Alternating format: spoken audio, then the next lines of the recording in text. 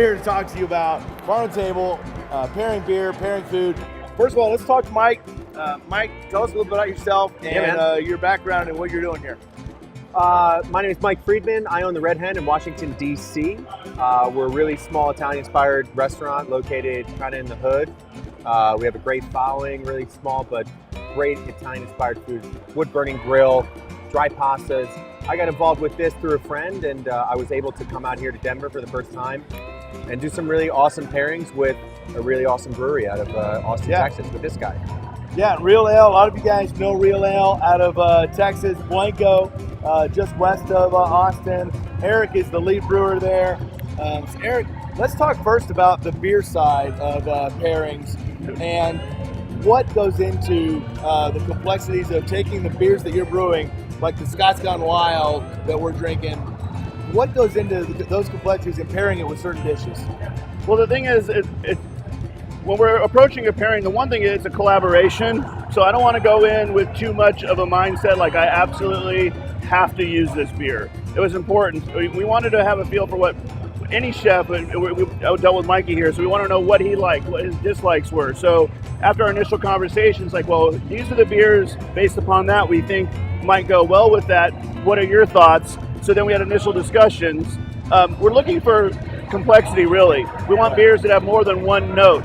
If it's just one thing in there, it's a pretty boring pairing. Right. And when there's a lot to riff off of, it makes for a much more interesting and enjoyable experience for everybody involved. Yeah, absolutely. And Mike, do you guys do a lot of this at your restaurant? You know, I don't really tailor the menu to pair with beer or wine, but given the opportunity that we had, you know, we were able to talk via email for a while between myself and Erik. And then when... And Schmitty. And Schmitty, for sure. Nice. When we got an idea of what kind of, you know, I really love really spicy note beers and also like really weird and acidic beers. And, you know, we were able to kind of narrow it down to a couple beers that they sent me. And then I was able to kind of reach through what I wanted to from the flavor profiles of the beer and kind of come up with a couple dishes that made sense for it, that were complex but still made sense for the event. Right. And the guys seemed to love them, and we were able to put it together for a really awesome occasion. Yeah, well, I'm sorry, I was just going to add one thing real quick. It's like the pairings did make sense, and that was part of what we liked about them. We just didn't, a gratuitous pairing, like let's just do something kooky. I mean, you know, kooky can work, but to me it's less memorable in a positive way. It's like, did you taste that freak show? Yeah, wasn't it weird? It's like, that only goes so far. Right, it's like for someone to have a lasting experience from this thing, we want to give something that makes sense.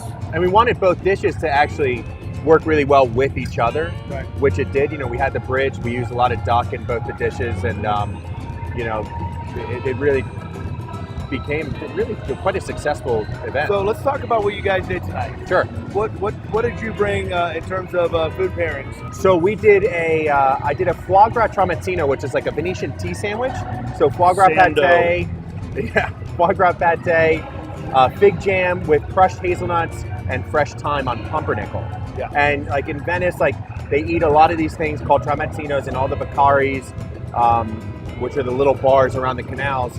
And it just made sense for me, not only from like my background in terms of cooking Italian-inspired food, but the way that the food paired with the sourness of the beer, the acidity of the beer, with the stone fruit notes to it. It really made sense for the pairing for me. And as long as these guys wanted to do it, I was game.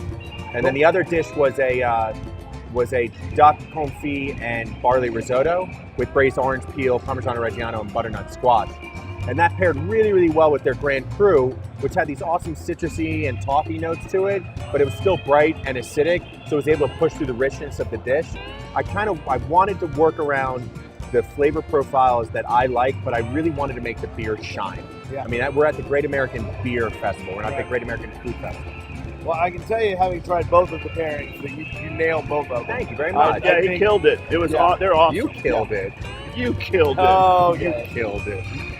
The pairings were great.